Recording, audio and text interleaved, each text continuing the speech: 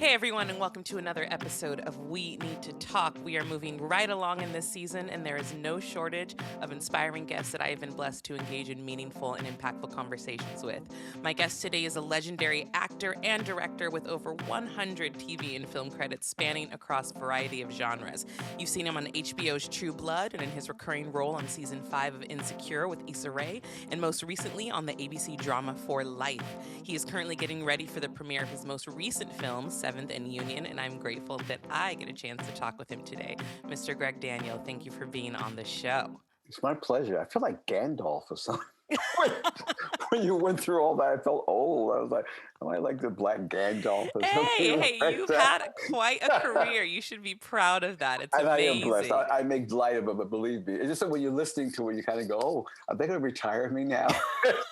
It's just like a roast dinner where they go, and Greg was. And thank you, Greg. So, no, thank you for reading those. Thanks for your praise. It was, I have been truly blessed that ever since I got out here, I'm a native New Yorker, born and raised. Okay. Brooklyn. Well, since you're a native New Yorker, I would love to know what about growing up in Brooklyn kind of set you on the path of wanting to become an actor? Like, who influenced you or what influenced you to make that decision for your career?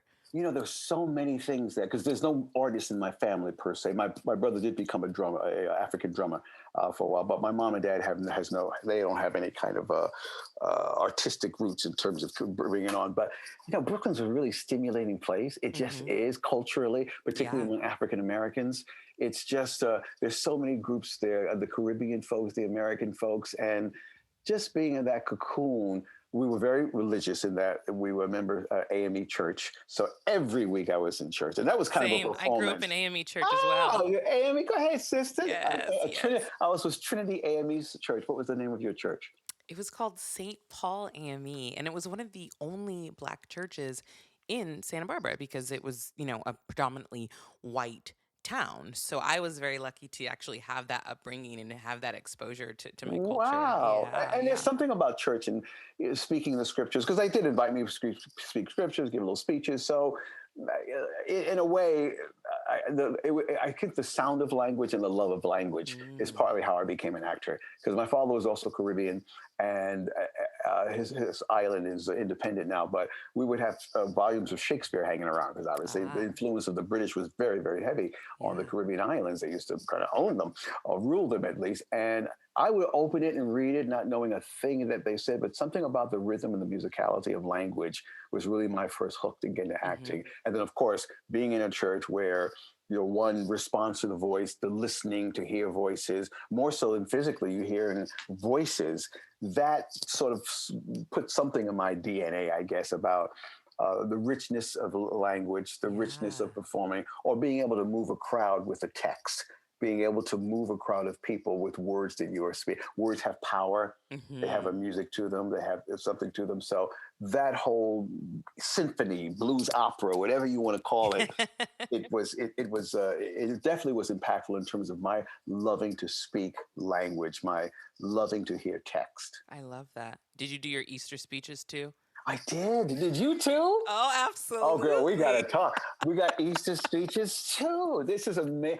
I don't meet many people from AME churches. Oh, I know. I don't either. It is actually a very rare thing, which is so interesting. But yeah, I knew my Easter speech. I knew Easter every other speeches. kid's Easter speech too. I was always memorizing everybody else's in case they messed up or forgot. That's remarkable because we had to stand up and do our Easter speeches as Yep, well. yep, Wow. yep. So you know what I'm talking about in terms of when you're young, when you're sort of pubescent and you're among a crowd saying a speech and they're listening intently because of course I want you to do well. They know Yeah. your mom and dad or whatever, their sister, Yes, yes. and they're listening. And the power of again saying the speech and having people react to it, even when they're encouraging you because you've forgotten something or whatever. I just remember how the congregation just came together to uplift you Yeah. and to sort of hold you as a child pretty much reading a speech. Was that a similar Yeah, experience for you? absolutely. It was absolutely community. Definitely the whole it takes a village, but everyone. And if you messed up, they'd be like, "That's okay, baby. That's You right. got it." That's That right. it was always this just beautiful, That's right. encouragement, and And think of I loved it. a young Black child getting that kind of support and that kind of nurturing, because you didn't get it in school. I mean, Right, just right. feeling that community of people, of elders, and of your peers, just hearing you and nurturing you like that. So I really do believe that was part of my entrance into becoming an actor. I love that. So, I mean, you have been in the industry for a while, and I know that when you started, culture was different in Hollywood, and we're Very, starting to see a shift in, the culture, but also just the makeup of sets, in front of the absolutely, camera and behind the camera. And absolutely. I love seeing this shift, but I can only imagine that when you started out, roles for people that look like you and I were probably few and far between. So, when you started actively working on sets, what was the culture like, especially in terms of diversity? Well, I mean, it's different. Even if you want a black show, like a black sitcom, the people in front of the camera might have been black, but the people behind the camera were certainly not black. They Right. went back, or the writing room. I came from that tradition where they thought quote white males really knew comedy. They were the ones that Mm, wrote comedy. So I can't tell you the uplift I get every time I step on the set of Insecure. It's mhm. amazing because Issa is remarkable, and she Yeah. has brothers and sisters, young ones, in all kinds of positions, behind, in front. I mean, we are the set. It is Yeah. there everywhere, and I can't tell you how much I feel for the younger people who are getting a chance to see. For them, it's good. This is normal. This is normal Yeah. to be going in the office, out of the office, contacting this actor, and I just think it's so positive because you feel like you're part of it. Way back when I felt like I'm a guest there. I'm just a guest. So I got to be careful. Watch the few cues. Watch it. Yeah. Don't get Yeah. too black. Don't. But then when you're on a set that is filled with BIPOC individuals, it's just it's a familiarity there. There's a For familiarity. sure. I certainly know what it took for them to get here and that someone enabled them to get here, and what we're hoping is still the church. It's still the church in Yeah. some ways, of lifting and saying you can do this job. If you want to dream about being in this guild or having that position, you can still do that. And so Yeah. when I go into that set in particular, specifically, I am so proud of all the brothers and sisters I see in various, Yeah. so that's changing, and it's about time. Even Yeah. females, I mean, seeing females behind the camera, DPs, uh, directors, it's because back then it was mostly white males Yeah. who who were doing comedy or doing the shows, but now seeing so many different females that are running the store and in positions that traditionally were not. Females were usually script supervisors. You want a script supervisor, then you get the females to keep the notes and Mm, about mm. where do we stop, what do we need to do, what do they pick up before. But what about one of the camera ops? What about one of the Right. camera technicians? What about so it's a pleasure. Things have changed for the best. It took the summer of 2024 to happen. It took that to Yeah. happen, but Yeah. if anything, and I don't mean to belittle that, the murder of George Floyd just galvanized this nation, galvanized the world. Yeah. And I For don't want sure. to ever downplay that because, wow, I have seen so much change in the last few months after that. I know I also run a theater company as a Hmm. stage director. I mean, other theater companies are looking at their seasons, the choices, and going, when I say theater companies, I mean some of the white theater companies suddenly are embracing it in a way. EDI is the word now. Yeah. I hope it stays that way, but equity, diversity, and inclusion, those are the Hmm. words. And so they're rethinking, are we part of the solution or were we actually part of the Part of the problem. problem? Right. Right. Hiring one black director or one black writer or that's not systemic change. Yeah. If the 22 episodes, two of the 22 episodes you have where you're shooting, you have BIPOC individuals in two of them. So it's such a refreshing and wonderful change. It was hard in coming. Those people literally lost their lives in order to be Yeah. catalysts for the change. So there's a couple things I want to follow up with you on the things that you said. One, in terms of like a lot of studios and theater companies finally making this push, does it feel genuine to you or does it feel at all performative? Because I know there's it's this difficult thing to navigate for sure. Because while Absolutely. we want them to move forward and have this progress, it feels like, well, why did it take somebody dying in the Yeah. streets for you to wake up? You Yeah. know? Well, one thing that's good is that we're calling them on it now. I know there's a document that went around it was early 2020, mid 2020, called "We See You Black Theater." No, we see Mm. you white theater. Pardon me.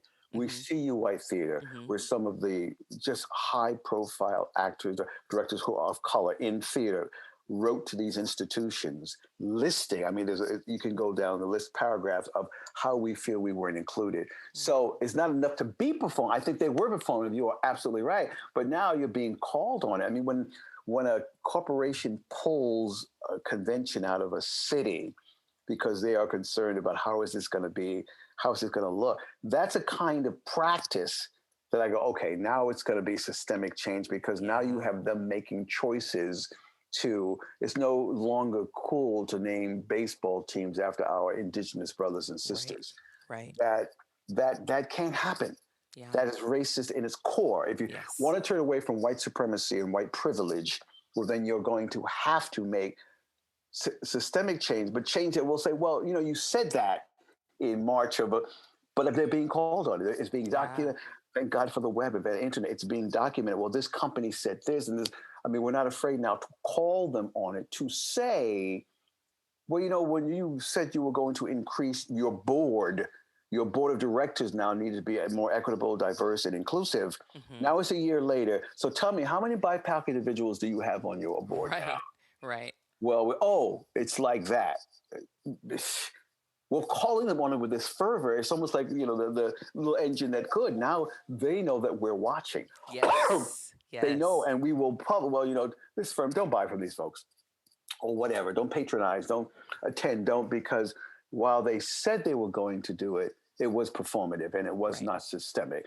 So there's a real fervor now that these corporations, and when corporations begin to do it, it's all about the dollar, but they're still going to do it. Then they just pulled the NBA game out of Georgia. Mm-hmm. Even I think some film production companies as well. When have you seen that? I mean, when have you reacting to the voter suppression that's ongoing? Thank God for Stacey Abrams. I love her. Know. Oh my God, that girl! listen, for all her work. But thank God she's a leader. She's got to get into. She's got to. But this showing us now in ways, and again, some may talk the talk and not walk the walk. But then let's call them on it. Yeah. Let's put it out there. Let's put it on the internet. Like, nah. They didn't do anything. So I hope that's some answer to your question. No, absolutely. Before it went off.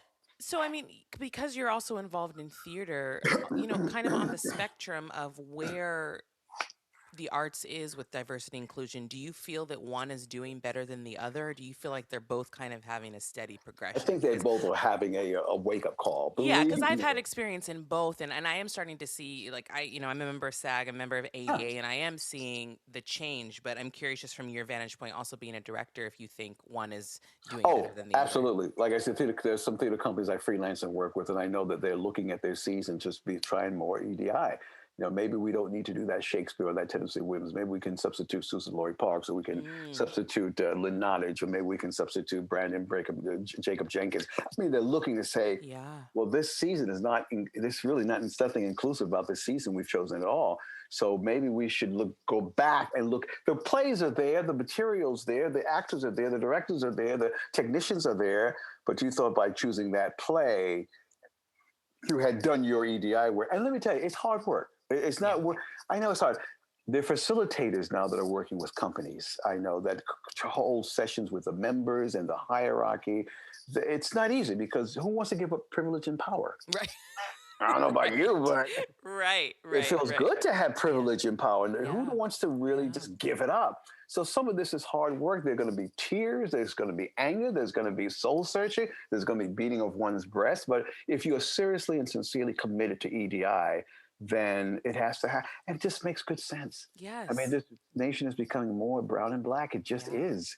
Yeah. Our future is brown and black, guys. 100%. So, and I think the other thing, just kind of going off of what you said, even about, changing the name of the team so it doesn't cause any harm to the indigenous people. I think it's also getting people out of what they're comfortable with and what they're used to. And it's also, it's harder to unlearn something than it is to learn something. Amen. So when you are calling people out on these and calling people out on rhetoric or things that they've been used to, patterns they're used to, it's kind of a shock to their system, Yes. Yeah, like you're taking something away from them. But wait a minute, it's like the devil we know is better than the devil we don't know. So we know Washington, our skins and all that. We're used to that. Now you're saying we just got to call them something else. No, I know that. No. And it's a perception that also you're calling the shots. You're calling the shots. You're the one that's naming what. So there's a lot of hurt involved. There's a lot. There's hurt. There's a lot of hard work involved. But we've been doing it for the longest time. We've been on the other end the longest time. So I'm sorry, y'all. If you're gonna shed a tear or two at night because of this, well, you know what? More power to you. But it can't stand anymore. It won't last anymore. So. Yeah. changes are happening in all industries, not just the entertainment industry. And I've said, Black Lives, if Brother George Floyd and Breonna Taylor and Ahmaud Arbery, if they had not lost their lives, I don't think there was a moment in American history other than the civil rights movement, which I'm a child of. I've never seen so many people galvanized for change. Yeah. Never seen Yeah. that kind of spirit and fervor. And non-blacks, I've seen white kids right up there in the front. I'm like, oh snap, right up there in the front, marching. I'm going, that's not what happened in the civil rights movement. We had some whites, of Hmm. course, some sympathetic and decided with us, but I see them in droves. And we were marching again for George Floyd last summer. You saw them. Yeah, oh You yeah, saw them. absolutely. It was You it know, was different. It just felt different. Everything about it was different. I don't really know any other way to describe it. It was just different. different. Yeah. And another thing I'll throw in, I think our arts are going to be different as a result of it too. Art's going to happen. I mean, we're going to have to make art in a different way also. It might be, I mean, it was a perfect storm because of the murders of black men and women and the pandemic, which also was disproportionately Hmm. African American Yeah. and Latinx. Suddenly, so what are we going to put on our stages and on our screens now and our television sets? So what kind of material are we looking at? I think there's going to be a profound shift. We're still going to tell stories, of course, but just to see it more, just so we get some of the narrative too. That is, the narrative is not being controlled by a group of people, men, Right. Right. who think they know the stories of indigenous people. Right. Are there narratives that you haven't seen that you would like to see? Because I know, for example, you were talking about with the black sitcoms back in, the 90s when we had called the Black Renaissance. We were just thriving at that time. But you even said, that people in the writer's room were white. So they may not have actually been fully accurately writing what the black experience is, for example. So are there any narratives that you wish were told and haven't been told yet in regards to the black experience? It's interesting because some playwrights have written plays that people are black in it, but it doesn't mention it.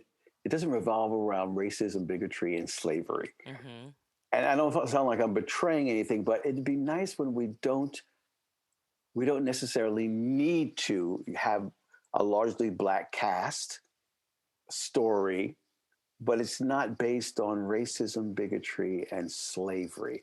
I Yeah. find that liberal because we're so much more. Yes, that's a history, should not deny that. But I would be refreshed sometimes. When I saw something not too long ago, was it last year? Play, brilliant play, wonderful play. And the black people in it, there was nothing about racism, nothing about bigotry, prejudice.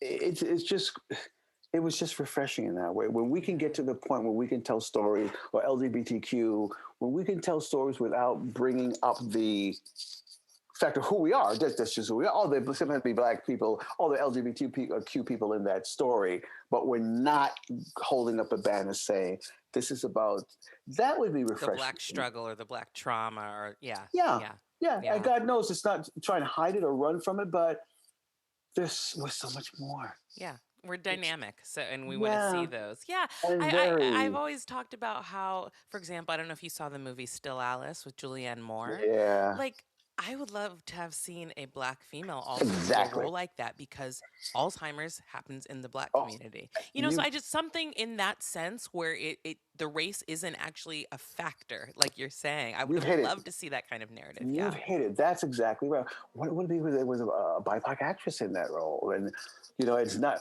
Yeah, but other associative things like mental illness are still being covered, which Yeah. disproportionately hits the black community. But Yeah. we're not harping on the fact of that. That would be wow. That would produce a society and the narratives that we could come up with that. That's and seeing people in those roles because we all go through it. We all know in families, but somehow when we deal with black, it tends to be centered around slavery and Yeah. bigotry, and Yeah. that's a heavy burden to always have to hold up the banner to. But I think it'll be refreshing. I think it'll be refreshing. Yeah, I mean, there always seems to be this fear also, I've noticed with production companies and directors, casting directors, whatever it may be, of putting people of color in lead roles like that. And why do you think there is a fear? Oh, I don't even accept that anymore. I know I don't accept that. That's just you said it earlier. Not wanting to be dictated to or not wanting to give up the power.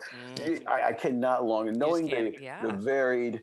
No, I cannot accept. They're so afraid. No, that's just another form of Yeah, because there bigotry. is this. It's No, obviously a false narrative, and we've proven right. that so much in the content that the Black community, BIPOC community as a whole has produced. But there is this really irrational fear that it won't sell for some reason, and I've never understood that Well, again, because because it's based as on white. I'm sorry, please. I no, didn't no, mean no. to But I was cut just going to you. say because we've shown also just how influential Black people are on society and in culture. So why would something that has a Black lead not Absolutely. sell? You know? And that's why I don't accept it anymore. I think Yeah, maybe that's a vestige from the days when we wanted to keep it white power and white yeah, yeah, privilege. yeah. I really do. I can't accept, just like you just said, there's just so much variety that this sort of, and I've heard that excuse so many times. Yeah. They're afraid to do it because Black stories won't sell, or we get. It's like that's the old guard. That's in that old guard world of Yeah. where in maintaining power and privilege, we're always doubted. No, it's been proven too, because it's just been proven too many times Yes. for you to lean on that old trope. Oh, we're going to go for that one again. Is that the card we're going to play again this time? That Black audiences don't come out, and so we do we put the sister in that. No, Yeah. that's just that's bait and switch. Let me Yeah. talk about this, so maybe enough people would get into about it. But say, well, what have you done? What have you done about it, and where did you cast it that you know that won't happen? Right. That you know that. Tell me that you know that's going to happen, and there's never an answer to that Right. because they know it will. So I don't. I totally reject that. I don't. I don't. I just Like I can't. I'm not. I get camouflage. it. It's smoke I'm and with you. mirrors. It's I'm smoke with and you. mirror. You hear that? It's smoke and It mirrors. That's for sure. all. It's It's also laziness, to be honest. absolutely.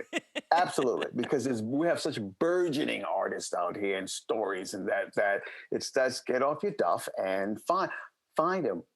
And another thing I found that was really interesting with the Black Lives Matter movement that's still going on is they're not coming to us per se to explain the problem away, because I don't do that anymore. Like, well, let's chat with a Black person and find out what's Yeah. going.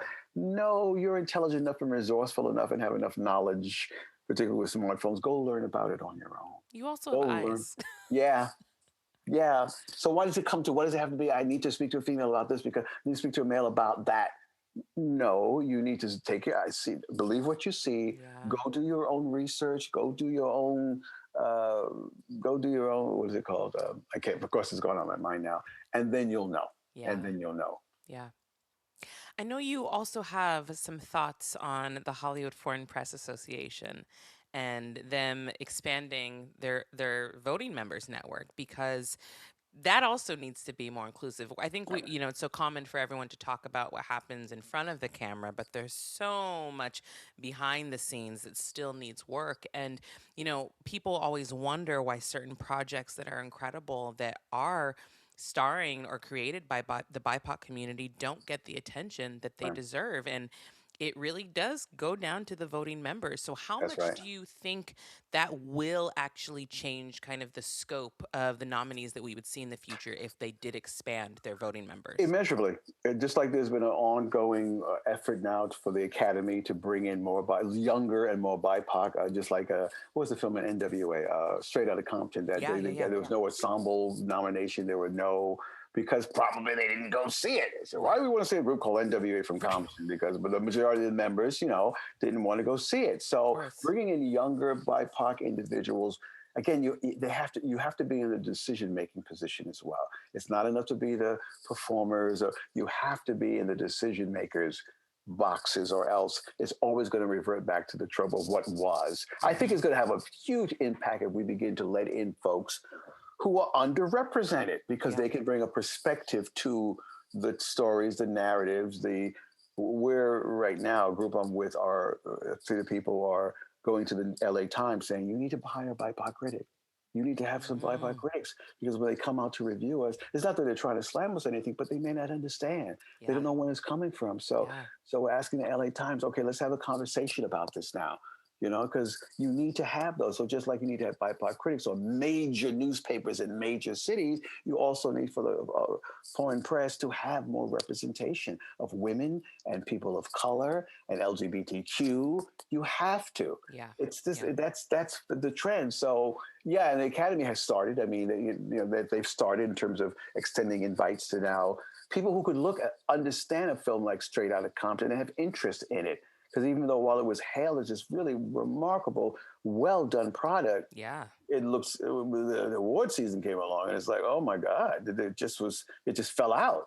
No, Well, it's who like was it's what you said. Nobody went to see it. nobody went to see it? Nobody went to see it. It must be about the that hip hop culture thing, and I don't know for whatever reasons, but again, the deck was tilted in a way that didn't allow it a chance. So I think Yeah. it's refreshing. My first words is, "What took you so long?" I go, "What took you so long? What Right. took you so long Yeah. to?" But again, power doesn't concede easily. It At never all. does. Yeah, good for you. Yeah, Yes. because it doesn't. No one wants to get, especially when you think of that. I have to give up something. I have to give up being able to see. I have to give up.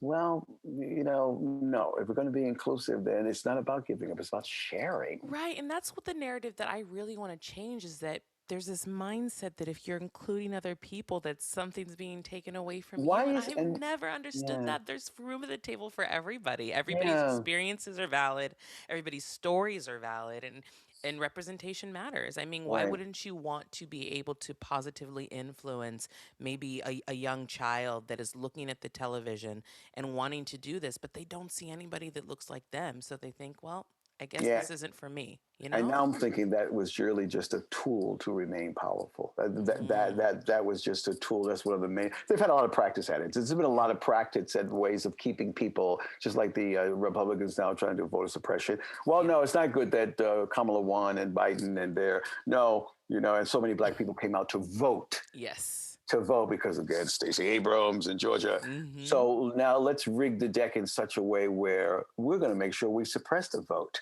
But isn't it good, just like your argument was, isn't it good that people of all walks of life can come out and vote? They're American citizens. They meet all if they meet all the criteria. Isn't that good? Well, it needs to be protected. Protected from what? Right.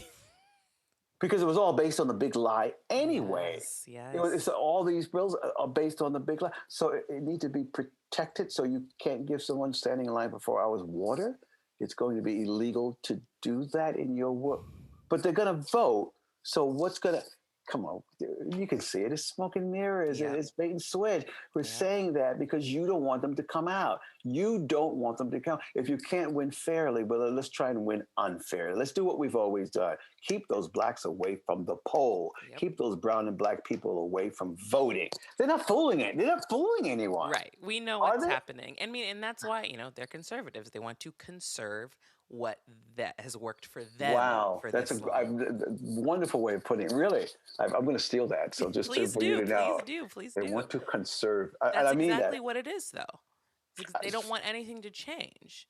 But it's And so that's why blatant. progressive, they want progression. We want to move forward. That's right. Conservatives want to conserve. Yeah, so Oh, that's but it exactly gets, what it is. and the thing is, it's not even cleverly hidden. It's very clear that, Yeah. oh, that's what those bills are about in all these places. It's about making sure black and brown people don't come out to vote. Yeah.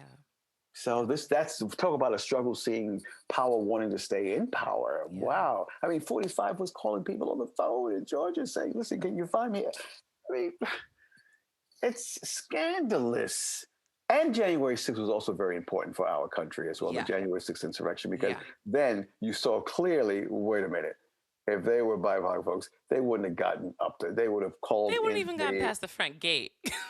they would have called out the military. I'm telling you, with the militia, tanks, you name it. They might have dropped, I don't mean this to be, but they might have dropped an atom But bomb.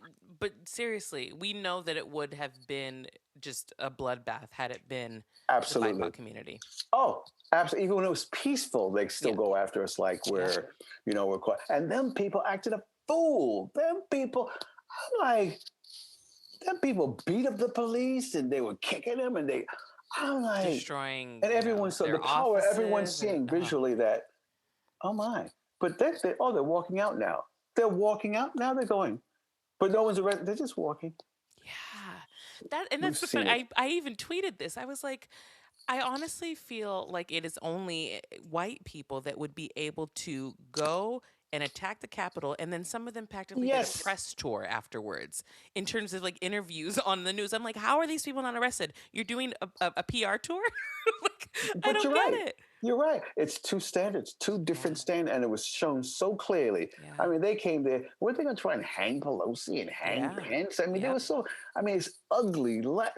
But they walked in, did their destruction, and they just walked. I mean, now they're rounding them up. Thank God. I hope they get every one of them. But we see the disparity between peaceful protest by BIPOC individual Caucasians going hog wild. Mm-hmm. I mean, Mm-hmm. and they brought these weapons, zip ties, and so yeah. I mean, there's been enough example. We know the deal. We Yes. know the deal. So we just got to be part of it. Yeah, call them one and be part of it. But Yes. thank God Yes. Biden and Harris won. It was.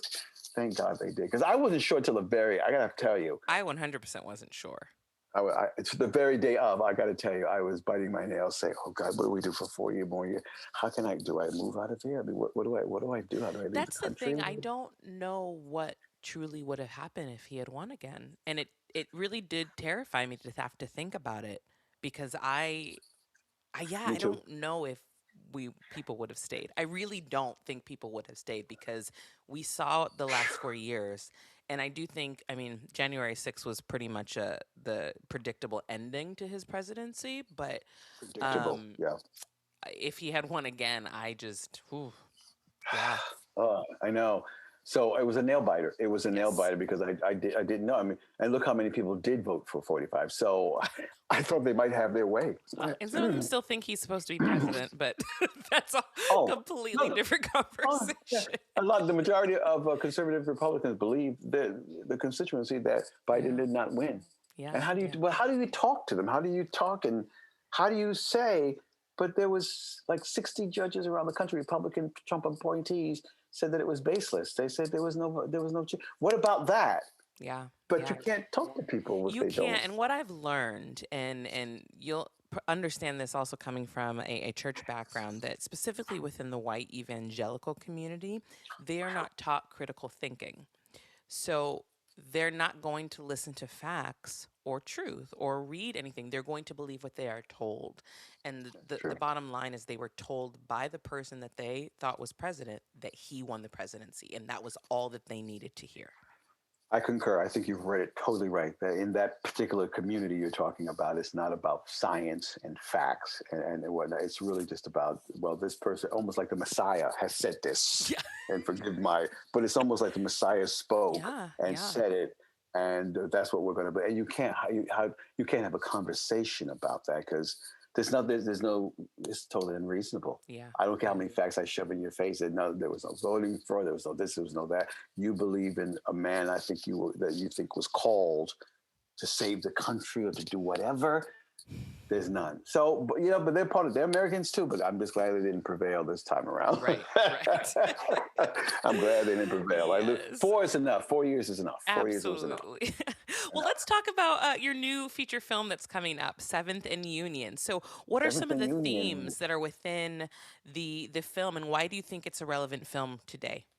Well, it masquerades as a boxing movie because there's a lot of boxing in it, and and they're wonderfully staged. But basically, a Mexican fighter who had quite a career in Mexico, one fight too many, and he's warned he can't fight again. Young guy, he can't fight again. So he Mhm. moves to the United States with his wife and child. And of course, all he can get is day laborer work. He's on the corners at those paint stores and other places, Mm. construction sites, trying to pick up work. And I play a character who was a boxer, but also just went a little crazy with that world, that life. Lost my child. I mean, I'm estranged from my daughter, and of course divorced my wife. And somehow in each other, in this the oddest way relationships happen, we bond in a way that gives us both a second chance. Mm. And this is brown and black.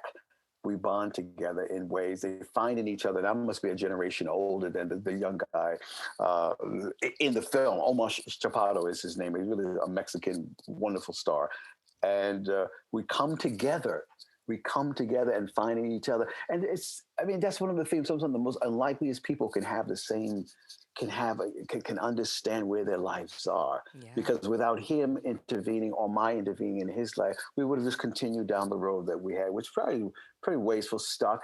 But because we saw something in each other that was kindred, And how sometimes you can speak to a stranger a little bit more than you can speak to even friends that you can find. Yeah. I don't know what it is. So while the background of it is a boxing movie, it really is about these two very desperate and disparate individuals that happen to be BIPOC coming together to learn about each other and to offer each other redemption. Mm, It I really love is that. about redemption. I hope I explained it well. No, I love that. Is there, without giving away too much of the film, but is Yes. there a particular scene that you can think of off the top of your head that moved you personally? Yeah, there were several. It was beautifully written by Oscar Torres. He's the Hmm. writer, screenwriter, one of the producers.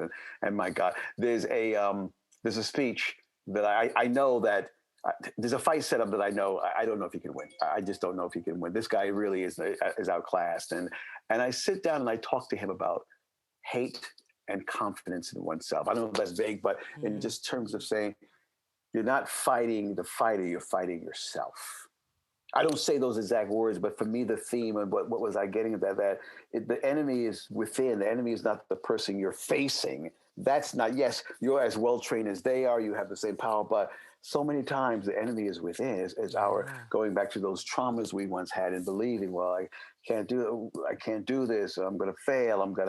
but really facing your own fears and facing yourself and your own traumas and crises in your life and stepping out, and that's very difficult to step out of that. Yeah. So there was a wonderful speech I gave him in this where I break down what I feel in a way I'm explaining to you, and I always felt like crying. I'm always near tears because I just realized how we're our own worst enemies. Hmm. Sometimes we are our own. We get in the way of our own success.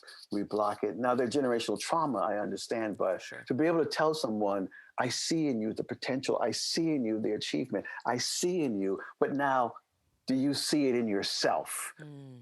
And and it was just him and I talking about it, and I was always so moved by that. I was always so, yeah, because we get in the way of our own success. We get in our way of our own achievement, and that's just human.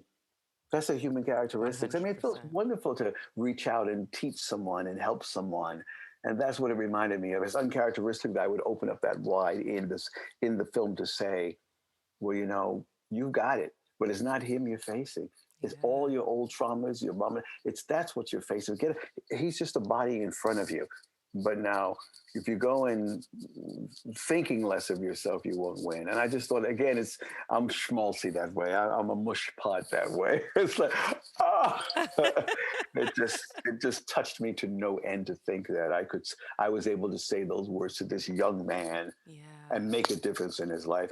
And that for me was one of the penultimate scenes in the film for me. Laying my cards on the table, saying, I'm like a surrogate father. I become like a surrogate father, Yeah. this young Mexican guy. Hmm. But to dispense that kind of, because it has such powerful resonance, saying to someone, I see success in you, I see achievement in you, but do you see it in yourself? Yeah.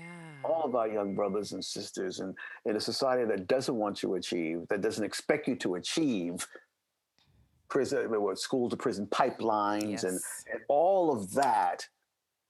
Can you say, I only succeeded because my mom and dad were adamant me about my going to good schools. I'm telling you, when I grew up in Brooklyn, I know when I was going to high school, there were the high schools, the choices they gave us were two or three high schools in the area, and they were pretty bad. They were pretty horrific. But Mm. they were understaffed, not enough funding. But I was smart enough. My grades were good to go to I was like one of the first set of kids in my era, like bust out. There was another school quite far from which I had to go, but it was academically rigorous and wonderful. And it was really because of my parents That's that I got to wonderful. go to that school. If it wasn't for them just raising a ruckus, just saying, no, no, no, look at his grades. No, no, no, no, nope, nope, nope. He's not going to go to that one. No, no, we want him to go, but he can't. Yes, he can't. And I just remember how they intervened and made sure that I got into that better school. If it wasn't for that, I'm sure I would have been expected to fail. Yeah. Come on, young boys and BIPOC boys and girls, we're not expected to achieve. For We're sure. And the expected to system's fail in set life. up to not allow us to, honestly. So that's Prison, why, baby, even prison. going back to one of your original points, that, like, for example, like Issa getting her show produced, like the amount of work that the BIPOC community has to do to even get to that point, people have no idea. No idea. They don't. They don't, because we already have something against you. Because again, the expectation is that you won't succeed, that you're just taking up the space. And how did that ever? You won't succeed. So yeah, that for me is so important to instill in Yeah. young brothers and sisters and even our adults that you can succeed. You can don't listen to those voices, and that's why you have to root out systemic racism. It's not so much in your Yes. time, but for your children's and your children's children and your children's time, that they won't have to go through the same struggles that they don't have to. Just Absolutely. to think we could be a catalyst and a movement to prevent that from happening. So a black body can be out in the streets and not worry when they hear a siren behind them or in front of Exactly. them, Remove whether that they be male fear. or female. Right. That Yeah. then a black body can walk the streets, whether it's night, whether it's day, and there's not a fear of, well, I'm going to be picked up, I'm going to be slammed again. And if I make a wrong Yeah. move, I'll wind up dead, Right. which Right. is, I mean, we're It's all, very, very realistic. Yeah. It's a very yeah, real it's, feeling. we all suffer from post-traumatic stress syndrome. I Mm-hmm. believe firmly, all black people. Yeah, I know when I'm in a Syria, I know when I'm in, when I go into a place, am I the only black person? Okay, Yeah. so I'm like, oh, how many, why am I doing that? Yeah. Why? Well, because somehow you don't feel like you belong here and they're watching you. Right. Right. Right. That's post-traumatic It stress. is. And I want to ask you about that actually. Have you ever walked onto a set expecting to be one of the only black people and then you were pleasantly surprised? Yes, absolutely. Absolutely. I have. I love In that. fact, once I'll give you a story. Once I walked into a set, it was a sitcom I was working on, and so a really distinguished looking black gentleman, I would say in his 50s, 40s or 50s. I could tell he was. So I walked up to him and I said, because I thought he was an AD, one of the assistant directors. So I was trying to find my trailer or something like that. And I said, "Hi, listen, hi, I'm Gregg Daniel. I'm reporting in. Where's it?" He said, "Oh no, I'm the director." Because I so rarely saw black directors in sitcoms Yeah. at the time. So when I'm asking him, could you point me to which one is mine? And he's like, oh no. We're still friends to this day, but it was like the earth moved. That's He says, incredible. no, I'm the director. All right, brother. That All was right. a And breath of all, fresh air, I bet.